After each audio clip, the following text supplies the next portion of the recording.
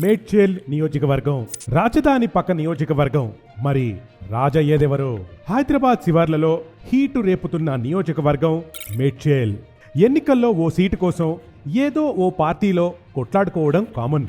కానీ మేడ్చల్ నియోజకవర్గం కోసం మాత్రం ఈసారి ప్రతి పార్టీలో ఇద్దరేసి నేతలు కొట్లాడారు. ఇంకా కొన్ని పార్టీల్లో ఈ కొట్లాట కొనసాగుతూనే ఉంది. రాష్ట్రంలోనే 7 మున్సిపాలిటీలు 3 కార్పొరేషన్లు ఉన్న అతి పెద్ద నియోజకవర్గంగా రాష్ట్ర ఎన్నికల్లో మేడ్చల్కి చాలా ప్రాముఖ్యం ఉంది. అయితే ఈ ఎన్నికల్లో మేడ్చల్ ప్రాముఖ్యత ఎలా ఉండబోతోంది? పార్లమెంట్ నేతగా ఉండాల్సిన మల్లారెడ్డి అసెంబ్లీ నేతగా ఎలా మారారు? 2023 ఎన్నికల్లో కూడా మేడ్చల్ నియోజకవర్గంలో మల్లారెడ్డి మ్యాజిక్ పనిచేస్తుందా, లేక ఇక్కడి ప్రజలు బీఆర్ఎస్ పార్టీకి షాక్ ఇస్తారా? ఈరోజు ఓటర్ వీడియోలో మీకోసం. ముందుగా తెలంగాణలోని కీలక నియోజకవర్గాల్లో మేడ్చల్ నియోజకవర్గం ఒకటి. తెలంగాణ రాజధాని హైదరాబాద్కు కూతవేటు దూరంలో ఉంటుంది మేడ్చల్. ఇది రాష్ట్రంలోనే అతి పెద్ద నియోజకవర్గమే కాకుండా అత్యధిక ఓటర్లున్న రెండో నియోజకవర్గం కూడా ఇదే. ఒకవైపు పట్టణ ప్రాంతాలు, మరోవైపు గ్రామీణ ప్రాంతాల కలయికతో ఉండే ఈ నియోజకవర్గం పరిశ్రమలకు పెట్టింది పేరు. ఇక్కడ ప్రపంచ ప్రఖ్యాతిగాంచిన పరిశ్రమలు చాలానే ఉన్నాయి. అందులో కరోనా సమయంలో ప్రపంచానికి వ్యాక్సిన్ అందించిన జీనోమ్ వ్యాలీ కూడా ఒకటి. ఈ పరిశ్రమల వల్ల వేలాది మందికి ఉపాధి కూడా లభిస్తోంది. అంతేకాదు ఇక్కడి ఓటర్లకు కూడా నమ్మిన నాయకుడికి, మేలు చేసిన పార్టీకి వెన్నంట ఉంటారనే పేరుంది. అందుకే రాష్ట్ర రాజకీయాల్లో కూడా ఈ నియోజకవర్గానికి అంతే ప్రాముఖ్యం ఉంది. పరిశ్రమల హబ్, జంట నగరాలకు తీటుగా అభివృద్ధిలో దూసుకుపోతోంది. ప్రధానంగా కొండ్లకోయ ఐటీ పార్క్, భారత్ బయోటెక్ వంటి ప్రపంచ స్థాయి సంస్థలు అంతర్జాతీయ స్థాయిలో ఈ ప్రాంతానికి గుర్తింపు లభిస్తోంది. ఈ క్రమంలోనే ఇక్కడ ల్యాండ్ రేట్ భారీగా పెరుగుతుండడంతో రియల్ ఎస్టేట్ రంగం కూడా రేసుగుర్రంలా పరిగెడుతోంది. చూడదగిన ప్రాంతాలు: కీసరగుట్ట వద్ద ఉన్న శ్రీ రామలింగేశ్వర స్వామి ఆలయం తెలంగాణ రాష్ట్రంలో ప్రసిద్ధ ఆలయంగా పేరుంది. ఈ ఆలయానికి చారిత్రక ప్రాశస్త్యం కూడా ఉంది. ఈ ఆలయాన్ని కేసరగిరి క్షేత్రంగా భక్తులు పిలుచుకుంటారు. ఈ ఆలయంతో పాటు షామీర్పేట్లోని షామీర్పేట్ సరస్సు, జవహర్ డియర్ పార్క్ వంటివి చూడదగిన ప్రాంతాలుగా చెప్పవచ్చు. కళలకు నిలయం: మేడ్చల్ జిల్లాలో కూచిపూడి, విలాసిని నాట్యం, పేరిని శివతాండవం నృత్య కళలకు ప్రాతినిధ్యం ఉంది. అలాగే ఈ ప్రాంతం ఒగ్గు కథ, బుర్ర కథలకు కూడా ప్రసిద్ధిగాంచింది. ఇక్కడ గ్రామీణ ప్రాంతంలో అధికంగా నేత కార్మికులు ఉండడం వల్ల కళంకారి కళకు ఈ నియోజకవర్గం పేరు గడించింది. రాజధాని వాసుల కోసం జంట నగరాలైన హైదరాబాద్, సికింద్రాబాద్లకు మేడ్చల్ నియోజకవర్గం చాలా సమీపంలో ఉండడం వల్ల ఇది రాజధాని ప్రాంతంలో పనిచేసే వేల మంది ఉద్యోగులకు నివసించడానికి అనువుగా మారింది.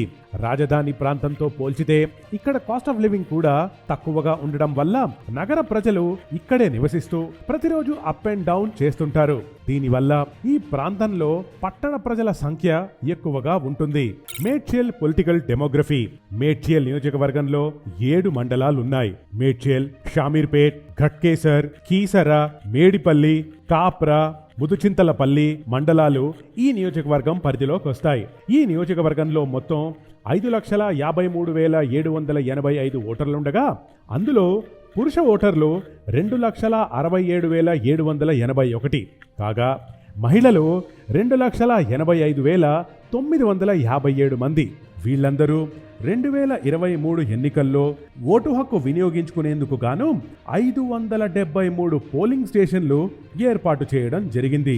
ఇక్కడి నుంచి గెలిచిన మర్రి చెన్నారెడ్డి ఒకప్పుడు ఉమ్మడి రాష్ట్ర ముఖ్యమంత్రిగా పనిచేస్తే ఆ తర్వాత గెలుపొందిన సుమిత్రాదేవి, ఉమా వెంకట్రామిరెడ్డి, కె సురేందర్ రెడ్డి, దేవేందర్ గౌడ్లు కీలక మంత్రి పదవులు చేపట్టి రాష్ట్ర రాజకీయాల్లో చక్రం తిప్పారు. ప్రస్తుతం మల్లారెడ్డి కూడా రాష్ట్ర మంత్రివర్గంలో కీలక మంత్రిత్వ శాఖలను చూసుకుంటున్నారు. రాష్ట్రంలోనే నంబర్ 2 ఉమ్మడి రాష్ట్రంలో మేడ్చల్ నియోజకవర్గం విస్తీర్ణంలో మొదటి స్థానంలో ఉండేది. ఉమ్మడి రాష్ట్రంలో ఖైరతాబాద్ తరువాత మేడ్చల్ అతిపెద్ద నియోజకవర్గం కావడం విశేషం. మేడ్చల్, షామీర్పేట్, కీసర, ఘట్కేసర్, కుత్బులాపూర్ మండలాలతో పాటు కాప్రా, ఉప్పల్, కుత్బులాపూర్ మున్సిపాలిటీలతో పాటు కూకట్పల్లి, హయత్ నగర్ కు చెందిన పలు వార్డులు నియోజకవర్గం పరిధిలో ఉండేవి. అయితే నియోజకవర్గాల పునర్విభజనలో భాగంగా ఈ నియోజకవర్గాన్ని మేడ్చల్ ఉప్పల్, కుత్బులాపూర్లుగా 3 భాగాలుగా విభజించారు. అయినప్పటికీ మేడ్చల్ నియోజకవర్గం ఓటర్ల జాబితాలో ఇప్పటికీ 2వ అతిపెద్ద నియోజకవర్గంగా ఉంది. స్థానికేతరులకు కలిసొచ్చిన మేడ్చల్ నియోజకవర్గం నుంచి శాసనసభ్యులుగా ప్రాతినిధ్యం వహించిన వారిలో స్థానికేతరులే అధికంగా ఉండడం గమనార్హం.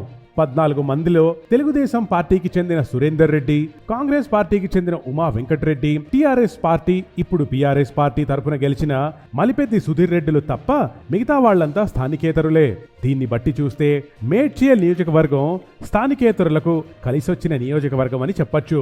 పట్టణ ప్రాంతాల ఓటర్ల తీర్పు కీలకం. మేడ్చల్ నియోజకవర్గం నగరానికి ఆనుకుని ఉన్నందున గ్రామీణ ప్రాంతాల ఓటర్ల తీర్పు కన్నా పట్టణ ప్రాంతాల ఓటర్ల ప్రభావం ఎక్కువ ప్రభావితం చేస్తుంది.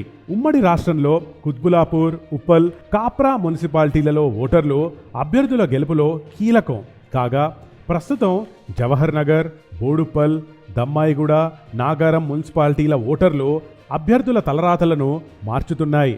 దీనికి ప్రధాన కారణం ఇక్కడ ఉన్న పారిశ్రామిక వాడల్లో రాష్ట్ర నలుమూలల నుంచి వచ్చి ఉపాధి కోసం స్థిరపడిన వారు కావటం విశేషం.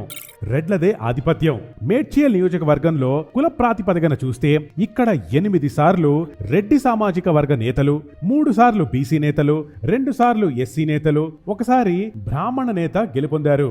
ఒకప్పటి ఉమ్మడి ఆంధ్రప్రదేశ్ ముఖ్యమంత్రి డాక్టర్ మర్రి చెన్నారెడ్డి కూడా 1978లో ఈ నియోజకవర్గం నుంచి పోటీ చేసి గెలిచారు. ఇక ఈ ప్రాంతంలో రెడ్డి సామాజిక వర్గానికి మంచి పట్టుంది. దాదాపు 70,000 మందికి పైగా ఓటర్లు ఈ సామాజిక వర్గానికి చెందినవారే అంటే ఈ ప్రాంతంలో రెడ్లకు ఎంత పట్టుందో అర్థం చేసుకోవచ్చు. అందుకే ఈ ప్రాంతం నుంచి ఎమ్మెల్యేగా ఎన్నికైన వారిలో రెడ్డి సామాజిక వర్గానికి చెందిన వారే ఎక్కువ ఉంటారు. సమస్యలు. మేడ్చల్ నియోజకవర్గానికి గత కొన్నేళ్లుగా పట్టిపీడుస్తున్న సమస్యల్లో ప్రధానమైనది కాలుష్యం. జవహర్ నగర్ డంపింగ్ యార్డు వల్ల చెరువులు, భూగర్భ జలాలు కలుషితమవుతున్నాయని ఇక్కడి ప్రజలు ఎప్పటి నుంచో చెబుతున్నా నాయకులు, అధికారులు పట్టించుకోవడం లేదు. ఇక రాజీవ్ స్వగృహ పథకం కింద నిర్మించిన భవన సముదాయాలు కూడా ఎవ్వరూ పట్టించుకోకపోవడంతో అవి శిథిలావస్థకు చేరుకుంటున్నాయి. ఇక రోడ్లు, నీరు, విద్యుత్ వంటి మౌలిక సదుపాయాల్లోనూ సమస్యలున్నాయి. 2023 ఎన్నికల్లో పోటీలో రేసులో ఇద్దరేసి ఇంకొన్ని రోజుల్లో జరగబోతున్న అసెంబ్లీ ఎన్నికల్లో పోటీ రసవత్తం కానుంది. ప్రతి పార్టీ నుంచి ఇద్దరేసి టికెట్ ఆశించడంతో ఫైనల్ అభ్యర్థిని ఎంపిక చేయడం పార్టీ అధిష్టానాలకు తలనొప్పిగా మారింది. బీఆర్ఎస్ నుంచి ప్రస్తుత మంత్రి మల్లారెడ్డి, మాజీ ఎమ్మెల్యే సుధీర్ రెడ్డిలు ఈ ఎన్నికల్లో టికెట్ రేసులో నిలిచారు. కానీ చివరికి టికెట్ మల్లారెడ్డినే వరించింది. ఇక కాంగ్రెస్ లోనూ ఈ వర్గపోరు లేకపోలేదు. చింతలపల్లి జెడ్పీటీసీ హర్షవర్ధన్ రెడ్డి, రేవంత్ సన్నిహితుడు వజ్రేష్ యాదవ్ మధ్య తీవ్ర పోటీ ఏర్పడింది. అయితే చివరికి వజ్రేష్ యాదవ్ వైపే రేవంత్ రెడ్డి మొక్కు చూపారు. ఇక బీజేపీలో ఇప్పటికీ వర్గపోరు కొనసాగుతోంది. ఈ పార్టీ నుంచి కొంపల్లి మోహన్ రెడ్డి లేదా పటోళ్ల విక్రమ్ రెడ్డిల మధ్య పోరు కొనసాగుతోంది. వీళ్లకి తోడు ఈసారి తీన్మార్ మల్లన్న కూడా ఇదే నియోజకవర్గం నుంచి పోటీ చేయబోతున్నట్లు ప్రకటించారు. Revanth power plus point.